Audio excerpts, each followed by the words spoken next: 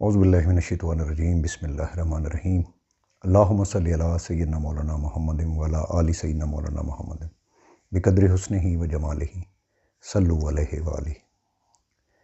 सज्जनों ते बेलियो, सच्चे सौदे की अज की बैठक का मौजू बड़ा ही चुनवा जिहा है तो बड़ा नाजुक जिहा मौजू है। वो है ज़कात। अजकल माह रमज़ान की मुनासबत दे नाल हर बंदे ने अपनी ज़कात नूं डेडिकेट किया होंदा है कि उन्हें किस तरीके नाल वंडनी है।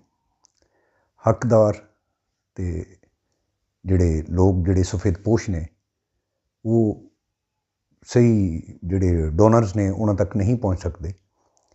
तो मेरा पिछला वीलॉग जिहड़ा सी जिहदे विच मैं जिक्र किया सी कि अजकल दे मुश्किल दौर दे विच किस तरीके गुजारा किया जाए, तो कुछ बीबियां दे ते कुछ भाइयां दे मैसेज आए